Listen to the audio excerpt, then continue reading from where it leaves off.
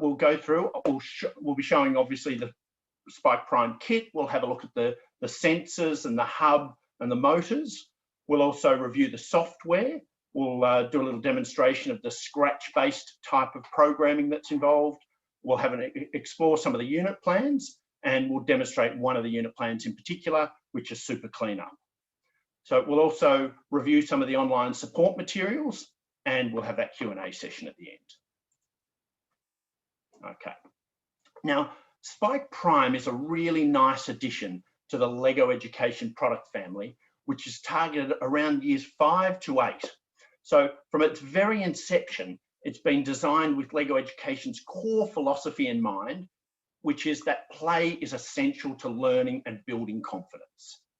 Now, that philosophy itself is based on Seymour Papin's theory of constructionism, which is the idea that children learn best when they're actively engaged in constructing something that has a personal meaning to them, whether it's a poem, a robot, a sandcastle, or a computer program. So I guess LEGO, the LEGO Foundation have distilled down what they say is the essential characteristics of educationally beneficial play. And those characteristics are that it should be joyful for the students. So, you know, you want them indulging their curiosity. You want them intrinsically motivated. You want them taking ownership and initiative for their own learning. The activity should be meaningful for the students. They've got to be actively engaged. You want the lesson or the activity to be iterative as well, which means we want them experimenting and learning through imagination and comparing and predicting and testing their theories and reflecting on that. And the other thing which is really important is that it should be socially interactive. It should be a dynamic and collaborative exercise with students working together, sharing ideas and inspiring each other. And with that, I guess the overriding philosophy guiding the team that developed Spike Prime was all about helping to build all students' confidence in STEAM-based subjects. So, now, with that in mind, we'll jump in and we'll have a look at the Spike Prime kits themselves. Okay, we've got obviously the hardware, the actual motors and sensors and all the Lego bits, and we've got the software, and we'll have a look at both. So first thing I'll do is play this little video, and I guess the things to keep an eye out for in the video are the really engaging color scheme they've used, some of the, or for those who are familiar with LEGO robotics, also some of the new pieces that make it quicker and easier to build robots, the improved wheels, and the additional spare parts bag that LEGO's now included.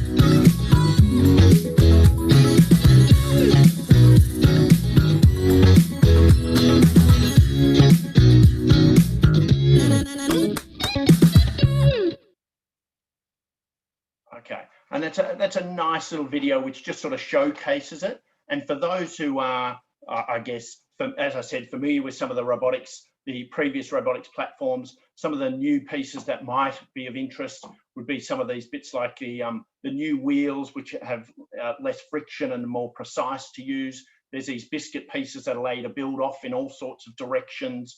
There's these large base plates and these large tech frames, which also make it easier to build, really quickly build larger robots and the ball caster and those sort of things.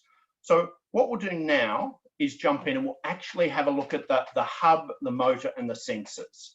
So if I'll just stop sharing the PowerPoint for a moment and we'll jump in and be able to see now. So here you can see with the hub that I've got here that you can, the first thing you'll notice is the shape alone, where it's really, sorry, I've just got to swap something off the screen. Okay, so you'll notice, yeah, the shape of the hub, which that sort of rectangular shape, making it really easy to build with. Also, the motors themselves are rectangular, such that it becomes really quick and easy just to attach motors, and all of a sudden you've got the wheels connected to the base. So it's very easy to build with. You've also got on the sides there, you've got 3 hubs for connecting motors and sensors. You've got the the on-off button there. There's a 5x5 matrix screen at the front there that you can put the shapes on. You've got lots of points of contact to build with. There's a little speaker down the side there. That there's a recharge. It comes with a rechargeable battery. No longer are you able to use AA's. So it's a great sort of environmental step forward as well. The rechargeable battery is charged there. There's a little micro USB connection there, which is just a standard one, industry standard. So it's the same as your iPhone, your Android phones, and lots of other devices that you'd have around the house. So no longer is it an issue if you happen to lose the cable. You can plug lots of cables in to both charge and communicate with the computer. So that's the hub. Inside the hub is a sensor as well. It's got a 6-axis gyro sensor that's quite useful. I'll show you that after as well. We'll just have a look at some of the other components. Okay, we've got these sort of larger motors as well that will connect up in a moment. We've also got the distance sensor, and we'll just jump now to the hub. So this is a section of the software, and I'll come back and we'll cover the software properly, but I just want to show you this first of all so you can understand how the sensors work and connecting them up. So here at the moment you can see I haven't got a hub connected. If I click on that, I have the option to connect it up. I've got this here. I'll have a crack at switching it on via Bluetooth, and it should connect up. And if you see it connect up, it should display there. It displays that Bluetooth symbol for a second there, and I've now got the hub connected. So as we'll plug in the distance sensor, okay. And if I go back to that section, so as I said, it doesn't matter which port you plug it into. You can see here that the distance sensor pops up there, and I'm getting a live reading. It's showing 200.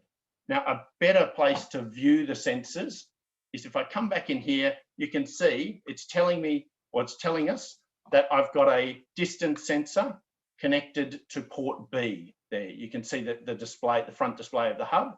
Okay. If I move my hand closer, you can see the number on the distance sensor going down as I move it forward and away. So now you can see as I connect sensors to the hub, I'll unplug it from port B, just pop it into port F, and you can see it automatically gives us a display on the screen telling us what sensor is connected to which ports.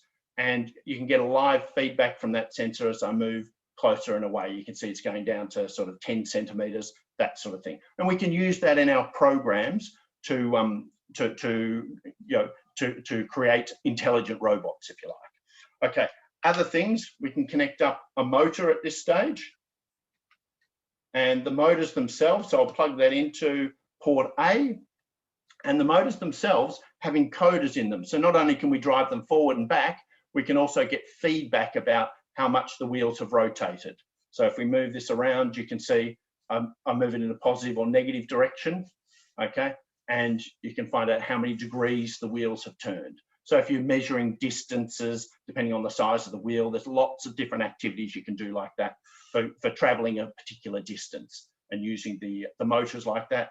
We've got large motors as well. We've got these medium motors. Then in terms of other sensors that we can use, we've also got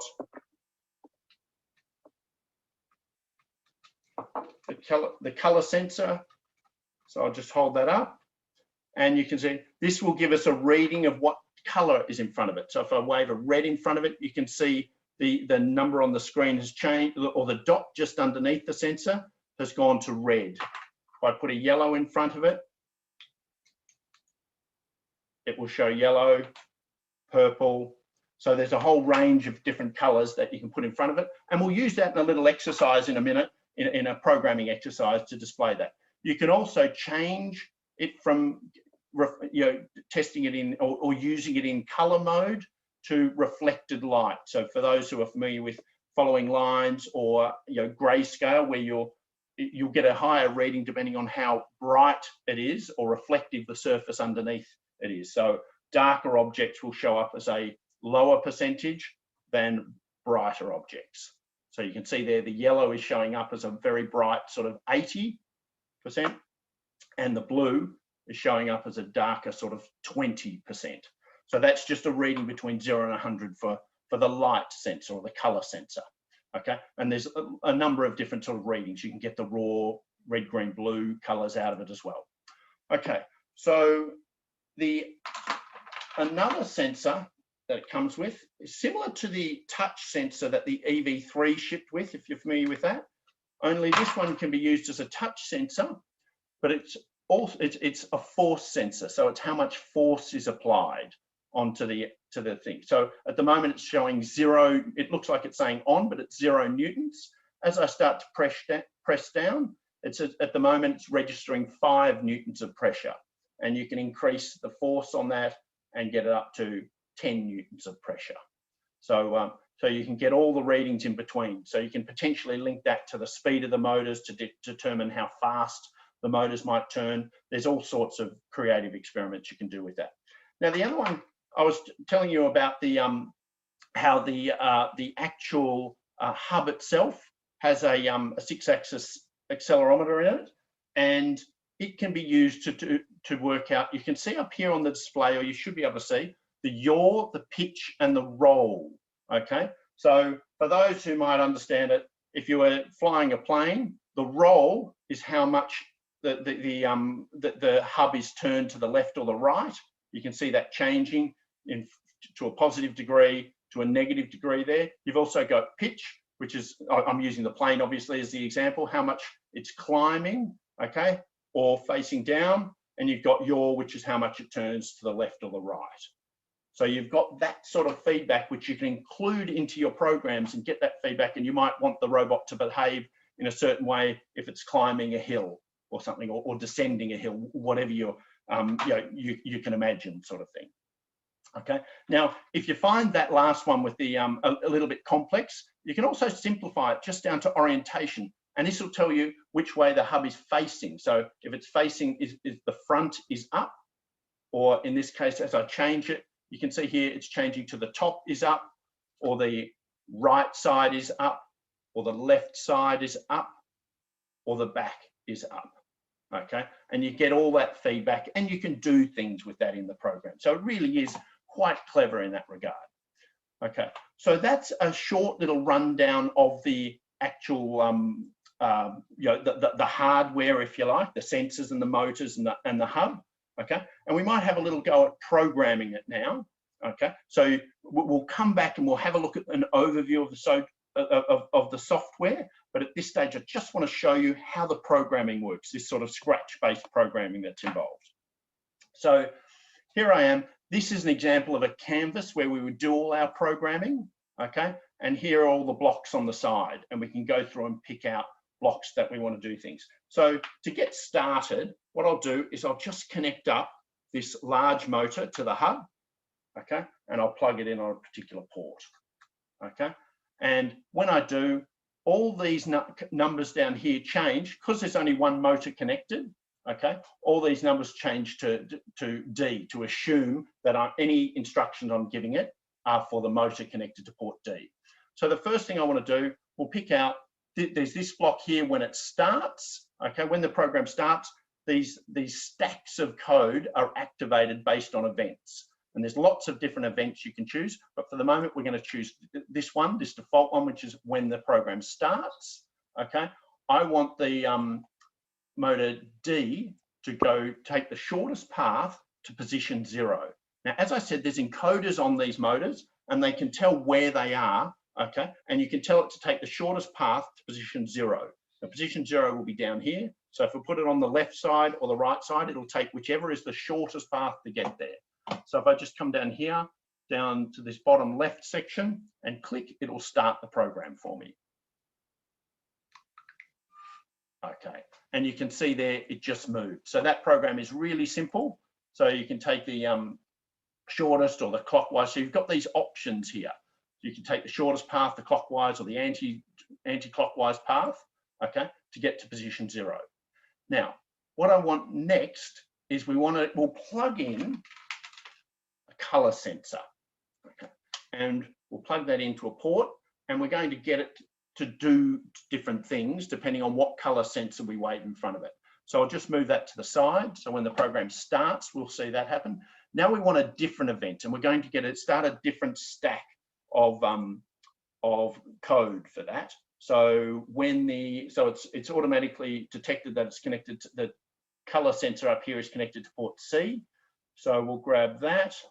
Okay. Now, if a red is waved in front of it, okay, so you've got all these different hats, and we can start stacks of code there. If a hat we'll display something on the screen. So we'll come here, and we want it we'll clear this, and I want it to display R on the screen. Okay, and so there you go. It's going to display R for red, okay. The next thing we want it to do is we'll play a sound as well. We'll grab this default one, which is the cat meow. Okay, so it should play a sound for us. Okay, and the other thing I wanted to do is move this particular motor. So we'll get it to turn in a clockwise direction for, rather than one rotation, we'll get it to change 180 degrees. So we should see it move around, okay? Now, the other thing, we've created this block of code. What we could do is, we'll just do a quick test of that. So we'll make sure it's working, okay? So I come here, now I wave a blue block in front of it, and you can see nothing is happening. I wave a green block in front of it, nothing's happening. If I wave a red block, you can see it just moves. Every time a red block is waved in front of it, that stack of code is going to run. Okay, so you can see how it works. All right, now, if we wanted to modify this really quickly and just add a variation on it, we can duplicate this code. And suddenly I've got another version of it. This time, we're going to make it if it's the blue block is waved in front of it. And we'll go back and we'll change it from an R to a B. Okay, we'll also change the sound. We'll add another sound. Noise coming through. So rather than the cat, we'll take the bird sound. Okay, and you can see you can edit the sound. You can add echo, reverb, all those sort of things. There's a little sound editor in there. But we've done that, and now I'll just select the bird sound. Okay, and this time we'll make it go in an anti-clockwise direction for 90 degrees. So we can tell the difference between the two. So if I now run that program, and you can see here, I've got a whole bunch of slots that I can download programs into, okay? Now there are 20 different slots from 0 to 19 that I can upload programs into. So if I come back here, I've uploaded into slot 2. So I'll just stop that previous program. Now I'll upload it. Okay, you can see as soon as the program started, it activated this particular stack of code, which set it back to 0. If I wave a green in front of it, nothing's happening. But as soon as I wave a blue, I get the bird sound. If I wave a red, and you might be able to see on the screen, it highlights which block of code it's running as well. So you can see, so that's, that's a really simple little example of how you might code this particular, the Spike Prime in that sort of very simple sort of language. Okay, and I'll just stop that program for a moment, and you can see there's a whole variety of different types of blocks here that you can use, and there's and we'll go through some of the tutorial or some of the units of work, the unit plans, and have a look at how this is all set up. So when you first start the Spike Prime software, this is essentially the home page. This is where it will start, okay? And there's these 5 tabs across the top, which is how you navigate through the program. So we're on the home page at the moment, and you can come in. This is a second way to get to start. You can go to the unit plans this way. I tend to navigate across the top. So if you first started, okay, when you're just first introducing it to the students, this is where you would start, okay? And in here is a little tutorial where you can learn about the hub and how to connect it, and it's some of the basic stuff that I've just gone through with you. So in there, it tells you how, connecting the battery up, how to create your first program. So it's all that sort of, it's a very clear set of instructions to get you started and to see what's happening with the hub. And you can see, jump in, and then you just upload that program, and you'll see that happening on the brick. Okay, and so that's just getting you started, and the tutorials get more and more complex. Then we move into the motors and sensors, and that's where you'd see some of the I'll just jump back here. So I just took you through the starting with the hub. The second one here is about motors and sensors, and some of the stuff I just took you through, you'd be exploring in that section about controlling the motors, that sort of thing. And then there's a third activity here, which is make it move. And that's the first sort of activity you might do with them. That's a little activity where you more or less get them to hop along, but they're not allowed to use wheels. You've got to get build a robot that will move, but without using the wheels. So it's a fun little activity. And there's a little video I might show you after as well, which is an example of some teachers doing that activity, which is quite fun. Now, then we get into, after the basics, you get into the real sort of the unit plans, or the core of the program. Now, it's broken up into 5 different unit plans. When it was initially released, there was these 4, the Invention Squad, Kickstarter Business, Life Hacks, and Competition Ready. And during COVID, they also released training trackers. And the idea is the LEGO are going to continuously evolve this platform as well, and they'll be adding in other unit plans as they go along. So each of these have a slightly different focus, if you like, on what STEM or STEAM skills they investigate and look at. So if we jump into Invention Squad, okay, you can come in, and this has the focus here is about the engineering design process. So in here is there's usually about 5 or 6, or probably 6 or 7 lessons. There's about 32, I think, or no, it might be up to about 40 now with the fitness trackers. But there's 7 or 8 lessons in each section, and they start off really easy, just to get started. And here is a little cue here. It tells you this particular lesson, from go to woe, from getting the kits out of the box and getting started, which should take you about 30 to 45 minutes. So a really quick little lesson to get started and it guides you through. So there's a hopper race, there's super cleanup, broken. Broken is one I particularly like. The reason I like it, and those who've experienced teaching with robotics before will understand this from the classroom, where the kids come up and they say to you as the teacher, and they go, my robot doesn't work. Can you, and they're sort of, the idea is, can you fix it? And this is an example where if the kids have built this robot correctly, it doesn't work. it's got problems and it's broken, and that they will understand that it's their job, not the teacher's job, to fix the robot and to make it work and to optimize it, if you like. And so it's a really good little activity. One here that we'll have a look at it in a bit more detail is this super cleanup. And you can see I just expanded that. I click the more option and it expands out, and we can have a look. And it tells us here about get your gear ready. It's up to you to save the world from litter bugs, test different grabber designs, and help clean up our public spaces. And so it tells us here what we need. We need a spike prime set.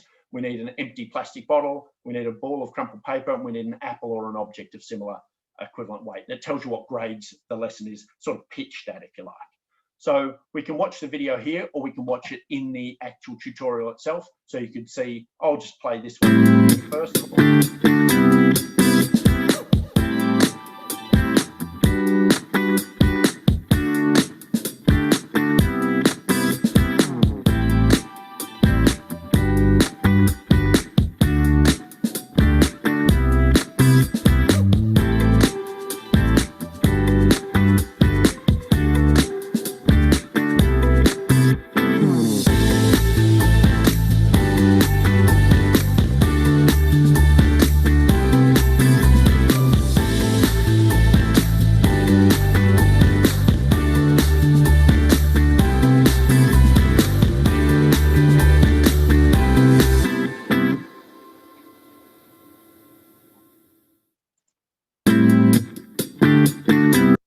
Okay, once is probably enough. So now we've seen the video and we decide, oh yeah, okay, that seems appealing or relevant to the kids, so we'll jump in there. And this lesson's going to take probably about 30 to 45 minutes. Okay, obviously the lessons can go for longer if you extend them, and there's some suggestions on how to extend it. The lesson unit plans follow the 5E model, which is about so we'll go into that in more detail. There's a teacher section where it sort of more explicitly sets out the lesson for that.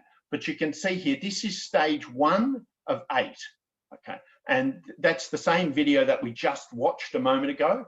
And the first step in the 5E strategy is you're trying to engage the students. So, a question you might ask, or how you start making it relevant to them, is, did you see litter on your way to school today? And wouldn't it be great to organise a cleanup day? It's a big job, so you're going to need some trash grabbers. So that's what we're going to do. We're going to build some trash grabbers and test how well they pick up different types of rubbish. What you might notice in the tutorial is a lot of the blocks over here have disappeared, okay? And that's intentional. It's the idea we only sort of, because we're starting out in the tutorial, we're only giving the kids enough blocks to get started.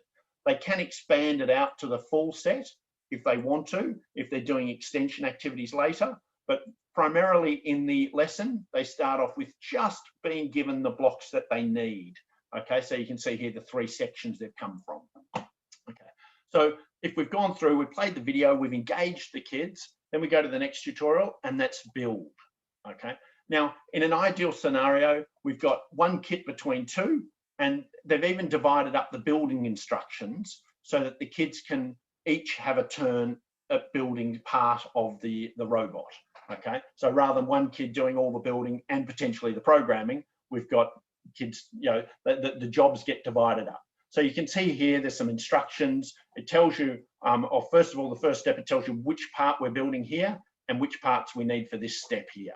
Okay, and you can see you just go through, and very easy, clear instructions for the students to build and have success with. And it tells you which parts, to connect the motors to, and the sensors, that sort of thing. So once we've done that, click the done.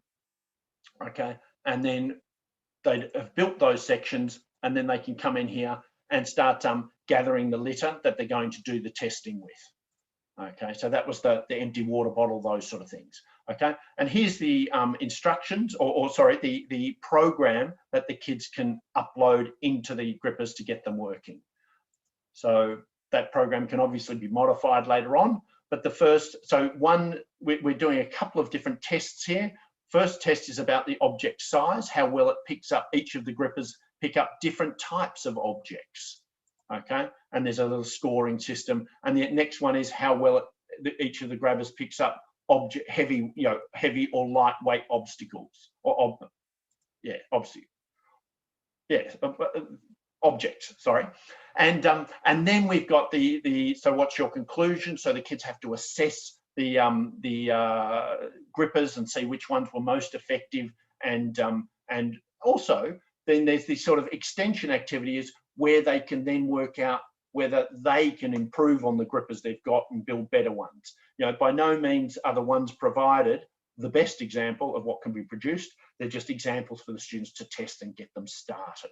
So you can see the lesson could be a short 30 to 45 minutes, or it could be a lot longer if you are getting them to sort of design improved grippers, that sort of thing. And then you could, the last thing, you might get them to record a video explaining what they've been working on. So if we jump back now, so that's an example of one of the units inside Invention Squad. We can come into Kickstarter Business. Okay, there's all sorts in here. Place your order, out of order, track your packages, keep it safe. This one's got a little bit more of an entrepreneurial bent, and you can see the lessons towards the end are up to sort of 120 plus minutes. A lot less guidance for the students and a lot more, sort of extension of where it can go. So there's Kickstarter Business. We've also got life hacks here. We've also got, I can quickly jump in there. This software is free to download. You can just download it and have a look through it if you're interested in doing that and what sort of lessons are there. Okay. We've also, if we go back, got competition ready. So this is about getting ready for different competitions that are out there. Okay, so whether it's the Robocup Junior Australia competition or the first Lego League or other competitions that are out there as well. So one of the things you'll notice here is the first 3 or 4 of these activities are you can do with the basic Spike Prime kit set. However, some of and it's only in the competition where suddenly you require some of the parts from the expansion set that's available. But for the majority of the tutorials, you don't need the expansion set unless you're getting ready for competitions, those sort of things, and then the expansion set makes sense.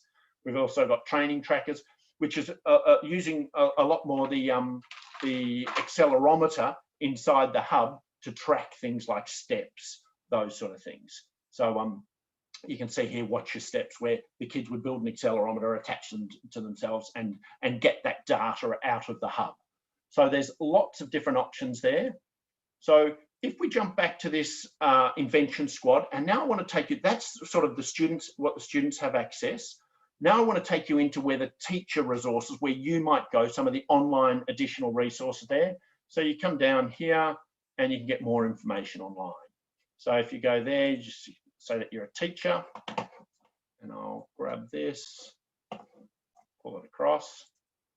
Okay, so when we come here, there's an expanded sort of thing. You can come up here as well. You can choose what products you're interested in. If you're looking at the EV3, the Brick Q, those whichever particular products, and you can get lessons relating to that. And you can see here, I clicked on the Invention Squad and I'm in Super Cleaner.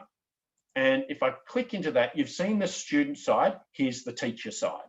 And this is where it comes through and breaks the lesson down for you.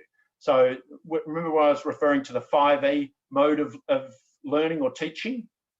And we've got this idea that we'll spend 5 minutes trying to get the kids engaged with the topic and make it meaningful for them. We'll spend 20 minutes exploring and building and creating it, 10 minutes explaining where the kids come back, and then there's an elaboration phase, and there's also an evaluation phase as well. Okay, and there's time allocated for each of those. There's these teacher support materials. So in here, there's the sort of key objectives of what we're trying to achieve, okay, what the students will achieve, things you'll need, okay, and then we've got additional resources. And in here are the test tables. So you remember the kids were doing different tests, testing for how effective it was at picking up heavy objects, how effective it was at picking up, I think, what was it, large objects, and depending on their weight as well, different size objects. So here, they've even supplied you with some sheets that you can use as testing sheets, or capture the data. So then we've got how to, other ways, a bit further extension on how to ignite that discussion with the kids. There's the video, okay? There's some building tips in there, designing the grabber, the common objects you might use. There's also some coding tips. So here it's very simple, but in the some of the more complex unit plans, some of those coding tips can come in really handy if you're not sure, if you as a teacher are not quite sure what the solution is, you come into this teacher section and you'll be able to find some solutions there, which is really great. There's also ways you might differentiate the lesson to make it easier for some students or harder for some, or more challenging for some students. Okay, they've also got assessment opportunities, and this is for each unit plan where there's a teacher observed checklist, self-assessment for the students, or peer-based assessment that you might choose to engage with.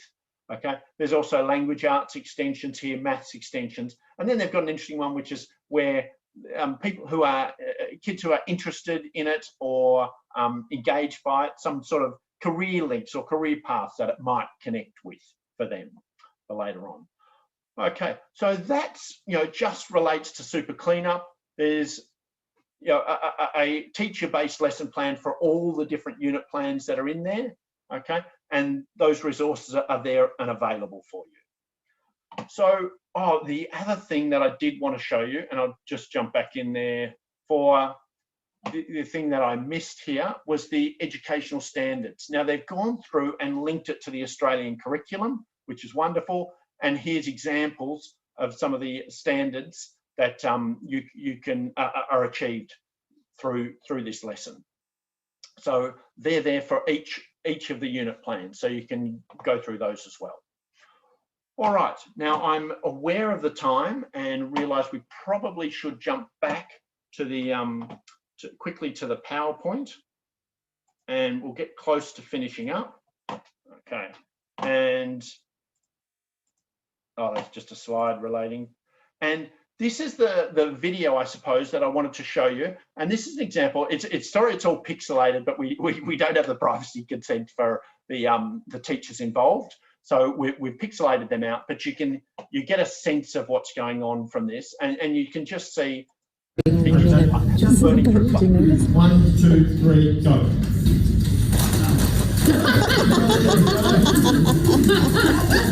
Ours is called the Destroy Bot. Getting out of the way.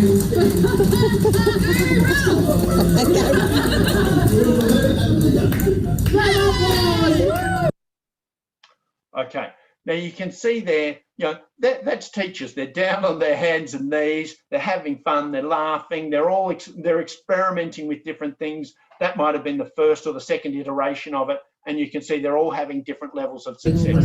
But I guess the thing I wanted to show you, it demonstrates it's the learning through play. You can see it is joyful for them. It's meaningful. They're certainly engaged. It's iterative and it's socially interactive. And that's the sort of, when you get teachers having that much fun, it's always a nice sort of feedback, if you like, about the product and how successful it is.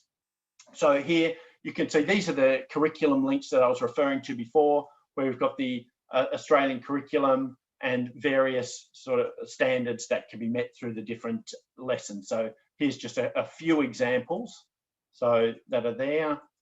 Okay, and as I said, you can go on the web and find these. You can download the software and have a look through for these as well.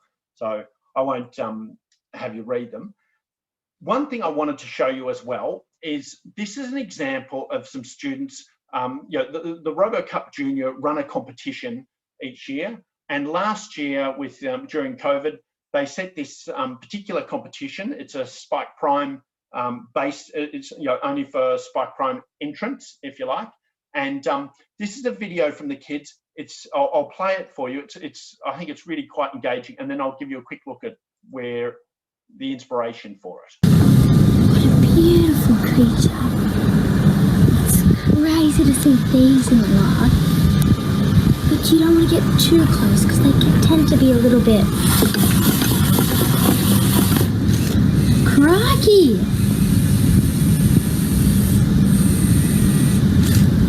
Hi, my name is Naomi. And I'm Jessica. And this is Frizzy, our frill neck lizard. For this challenge, we wanted to make an iconic Australian creature that people could recognise from the way it looked and moved. That is when our mentor threw in his 2 cents worth. We decided to do a frill neck lizard because we thought the frill would look amazing. Also, we could add sensors to make the robot react the same way that a real frill neck lizard would. We think that we have done a fantastic job.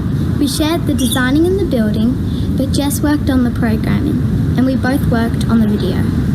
The hero element of our robot is its frill. Early on, we worked out that the frill operated similar to an umbrella. Once we worked out how to build the umbrella mechanism, we then had to work out how to get the motors to move them. Our final design uses a rack piece to slide the frill up and down, with gearing to speed up the movement. The frill was too slow at the start, so we tried many different gear combinations to get the fastest possible movement. We added an ultrasonic onto the neck of the lizard to detect objects within 15 centimeters. We coded the robot to react when a hand is placed in front. In videos, we noticed that the lizards would often open their frill and turn their heads back and forth in a threatening way. We mimic this by using a turntable that allows the neck to turn around. The legs go round and round like riding a bike, with the front and back legs going up and down at opposite times. At first we added castles to the front and back, but the robot would sometimes lose balance. To solve this, we added small wheels under the neck to provide extra stability. Frilled neck lizards walk with their heads held high to make themselves look big. To make our robot look like this, we had to make the front legs a bit longer than the back legs and angle the head to point upwards. Finally, the tail was added with slippery pins to make it move as the robot moved. We limited movements of the tail parts near the body so the tail didn't spin out of control and so it looked more realistic. We enjoyed building with the Spike Prime kit, and we really liked the new brick and motors. We found them much easier to add into our build. My favourite part of this challenge was programming. I found programming Scratch much easier to do. My favourite part of this challenge was getting the frill to work and scaring our dog with it. Thanks for watching. I'm Naomi. And I'm Jessica. My name is Naomi. And she's... Okay, so you can see there a really cute video, really well done. You can see it's a great example of the kids sort of what they've created. You know, that sort of frill neck or the umbrella sort of mechanism they've created is really quite impressive. And they were the winners of the competition last year. And I guess that's a good example of, you know, at the top, but there's also lots of benefit from just, you know, some of the other entrants were amazing as well. Really positive sort of response to the competition. So to just quickly, for those who are interested in having a look at that a bit more, I'll just open up. So to go there, sorry, I've opened up. So to go there, you can just type RCJA, which would be Robocup Junior Australia. So if I typed in RCJA there into Google, it will come up there. That's their website. They've gone through and changed it. And the competition that you just saw is this one down the bottom here. You can either navigate there or come down. And in here, you can see each state is running these competitions. There's a Spike Prime kit is a prize. And here's the 2021 challenge that you can see there. And it just sort of explains the rules, what's expected, the specifications, submission. You can get sent the notifications, obviously, and about the submission. They've even down to, they've got a rubric about how it will be assessed, and you know, a folio for the students to download and fill in to help guide their work, that sort of thing. And you can see there'll be state-based competitions, which will be announced probably in the next month or so. So you know, another really good competition. There's loads of other competitions there. Some of them are super creative. The on stage is, you can see here where they've animated things like teddy bears. On stage is one where they're telling a story. So really amazing stuff going on there and done by the students. So if I go back, and then we get to the end of the presentation.